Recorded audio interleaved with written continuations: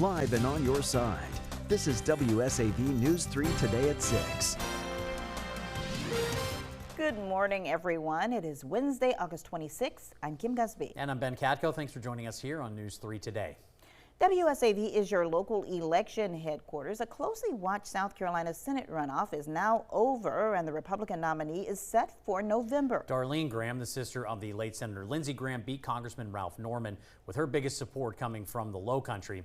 WSAV's Genevieve Lund live in our newsroom with what those results now mean moving forward. Genevieve, good morning to you.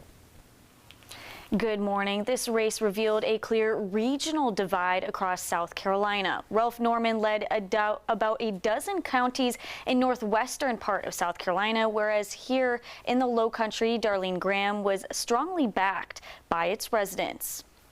Now, Graham defeated Congressman Ralph Norman with about 52% of the statewide vote. The win comes just weeks after the death of her brother, Lindsey Graham, who held the seat for more than 20 years. In fact, only two people have had this office since the 1950s, Strom Thurmond and Lindsey Graham. Darlene Graham was appointed to temporarily fill the seat after her brother's death, then got President Donald Trump's endorsement. In the Low Country, Graham took more than 70% of the vote in Jasper, Hampton, and Colleton counties, and about 66% in Beaufort. So, South Carolina Republicans, I humbly accept your nomination to serve as the Republican nominee. I hate it for the state. I really hate it for the state. I will support her as Darlene as best I can. The general election is set for November 3rd, which is now less than 70 days away. Darlene Graham will now face Democratic nominee Dr. Annie Andrews for a full 6-year term. And we'll continue to track this race through November. Early voting kicks off on October 19th. Reporting here in the newsroom, Genevieve Lund, WSAV News 3, on your side. All right, Genevieve, thank you. With Senator Graham's runoff victory, that now sets up the race against Democrat Dr. Annie Andrews in November. We heard from Andrews about the midterm ticket shortly after those results came in last night. Andrews says she's running to fight for South Carolina families and children she believes have been left behind by Washington politicians. In a conversation with our sister station in Myrtle Beach, Andrews was asked about the challenge ahead and why she believes she can win. Looking for change. They're looking for a fighter who will wake up every day and fight for South Carolina. They're looking for a leader who will talk about the actual problems of the day, like our cost of living emergency and our broken healthcare system. And what they're hearing from the current candidates on the Republican side in this race is nothing more than slogans, no solutions, and people are seeing through that. They're ready for change, and that's what I'm offering. To stay up to date with the races as we get closer to November, you can always visit our website, wsav.com/electionhq. 3 minutes after 6 o'clock, it is Wednesday morning. We're taking a live look from our Savannah cam out over the Talmadge Bridge. Storm Team 3 meteorologist Alyssa Carsey's in the Weather Center with our weather on the 3s. Good morning, Alyssa. Hey, good morning, Kim. Well, as the kids head to the bus stop this morning, we're tracking a mainly quiet start, watching for a few clouds overhead. Temperatures remaining in the 70s, but very close to average in the lower 70s and a few spots back into the upper 60s farther inland.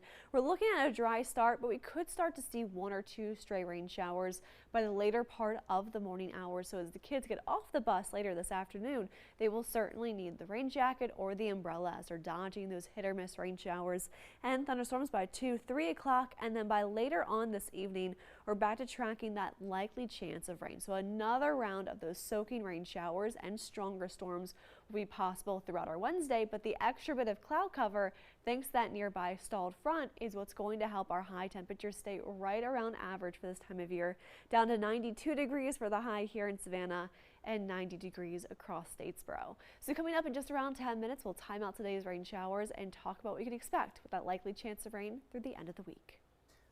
Alyssa, thank you. Continuing coverage this morning, a murder case we've followed for 5 years is now on hold. The case centers around the 2021 killing of Bluffton teenager DJ Fields.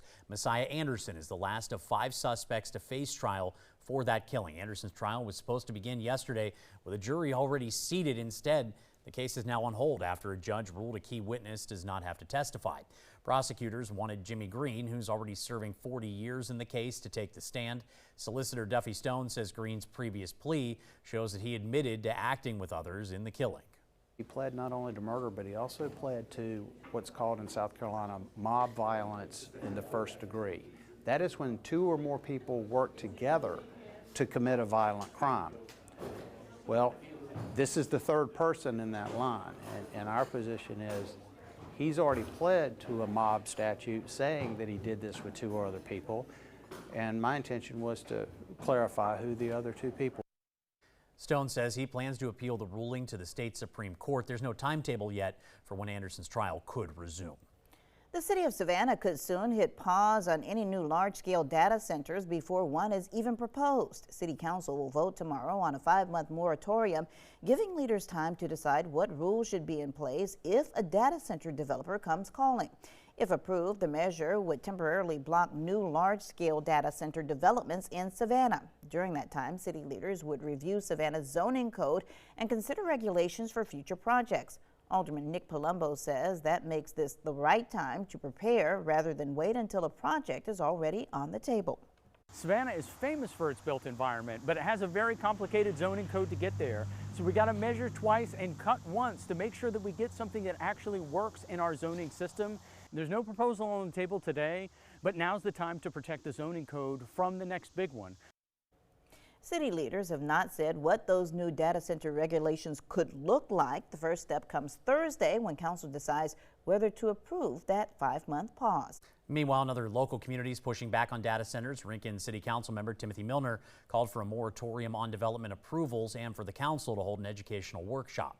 You may or may not agree with my request in this matter, but we owe it to the citizens of Rincon to hold a workshop and invite professionals, environmentalists, power company representatives, Georgia Southern, their science department for the water effects, to get facts about data centers. No decisions were made at that meeting on data centers, but we'll continue to follow that debate and, of course, keep you updated. Developing now, families in Hampton County have been watching their wells run dry due to a lack of significant rainfall since October. Now, the Hampton County Assistance Fund Board, originally formed back in 2020 when a tornado hit the area, is back to help those residents. So far, they say they've collected about $100,000 to help those with the most serious cases replace and repair their wells. We're told some people have been out of water for months and have been relying on donated pallets of water to do everyday tasks. 40 to 60 people have been identified with dry wells, but the board estimates there are close to 100 or more that have not reported it. With rainfall still well below average, they say this problem is far from over. If you have an issue with your well, it can be a large expense, and there's really no methodology of financing. So if you don't have $5,000, $6,000, $7,000, $8,000 laying around, you can't get it fixed. The board is still looking for donations and asking more residents to report their dry wells. To find out how you can help or report your well, head to WSAV.com. Making national headlines this morning, fans are mourning the loss of country music icon Dolly Parton, who died yesterday at 80 years old. Her legacy stretches far beyond Tennessee. Some of the most personal and memorable chapters of her life and career have ties right here in Georgia. Her team confirmed her death and said the star faced a brief battle with cancer. Parton eloped with her late husband Carl Dean in Ringgold, Georgia in 1966. Parton performed in Belleville in 1975, shortly after leaving Porter Wagoner to launch her solo career. Decades later, several of her film and television projects were shot across the state, including Joyful Noise, Heartstrings, and Coat of Many Colors. During her more than 60-year career, Parton sold more than 100 million records and won 11 Grammys, making her one of the best-selling musical performers of all time. That is a tough loss. It is a tough loss. I remember just falling in love with Dolly Parton as a kid in the 1970s. Yes, I am dating myself, watching her on the Porter Wagoner show with my grandmother. Straight ahead on News 3 today, the Senate race in Georgia is once again heating up.